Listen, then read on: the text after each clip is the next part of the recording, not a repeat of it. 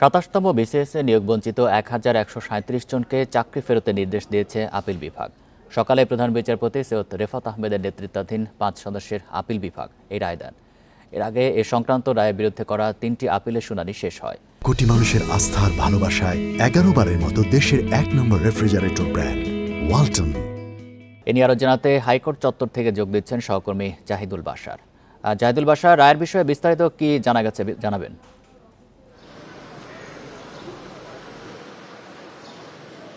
আশাব, ধন্যবাদ আপনাকে। দেখুন, প্রায় ১৭ বছর পর কিন্তু আইনি লড়াই চালিয়ে চাকরি ফিরে পেলেন বলতে গেলে।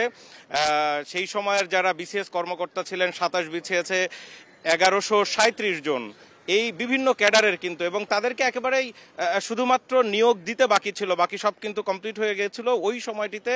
একেবারে তত্ত্বাবধায়ক সরকার, অর্থাৎ ওই সময় সেনা ব্যাক্ট যেই তত্ত্বাবধায়ক সরকার ছিল তারা কিন্তু সেই নিয়োগটি বাতিল করে দেয়।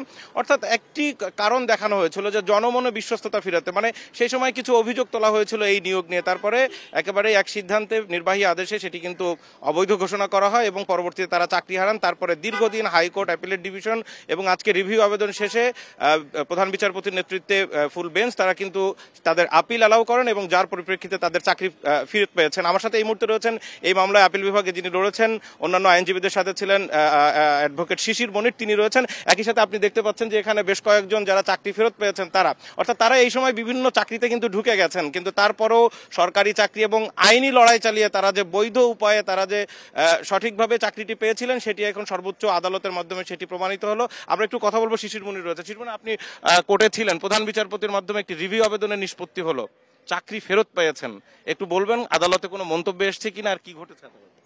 জি, এটা একটা ইন্টারেস্টিং কেস আর কি।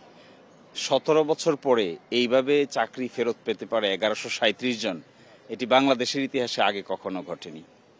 এবং এই যে একটি প্রক্রিয়ার মধ্য দিয়ে বাংলাদেশ সুপ্রিম কোর্ট আগের রায়টি রিভিউ করে এদেরকে চাকরিতে ফেরত দিয়েছেন, এটিও একটি নজিরবিহীন ঘটনা।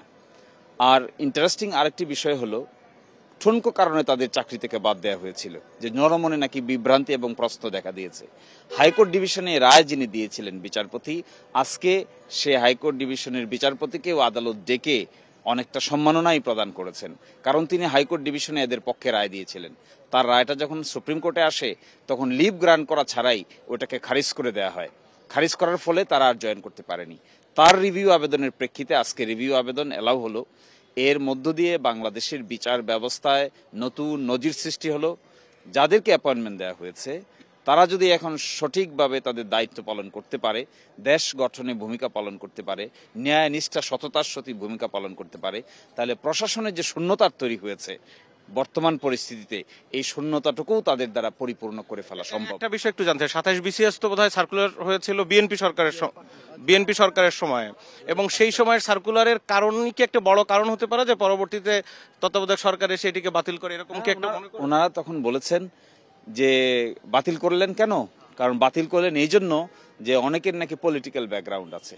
দেখুন, বাংলাদেশে একজন ছাত্র ঢাকা বিশ্ববিদ্যালয়, রাজশাহী, চট্টগ্রাম বিভিন্ন বিশ্ববিদ্যালয়ে পাশ করার পর মূল বিবেচ্য বিষয় হলো তার মেরিট।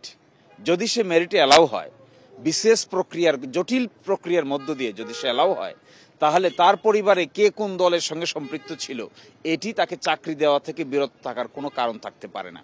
এবং এই যে নজির এখন সৃষ্টি হলো, এই নজিরের মাধ্যমে ভবিষ্যতেও বিশ্ববিদ্যালয়ের ছাত্ররা, গরিব মানুষের সন্তানেরা কষ্ট করে পরিশ্রম করে যে বিশেষ পাশ করে, তাদের ক্ষেত্রে একটা নিশ্চয়তা তৈরি হলো। আর একটা খুবই গুরুত্বপূর্ণ প্রশ্ন, ১৭ বছর আগের এই নিয়োগ, তার মানে তাদের সাথে পরবর্তী বিসিএস এ যারা ঢুকেছেন ২৬ বা ওই সময় দ্বিতীয়বার মৌখিক পরীক্ষায় যারা ঢুকেছেন তারা এখন ডেপুটি সেক্রেটারি বা তার উপরে চলে গেছেন।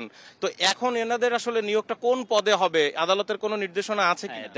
এটাকে বলে নোশনাল সিনিয়রিটি।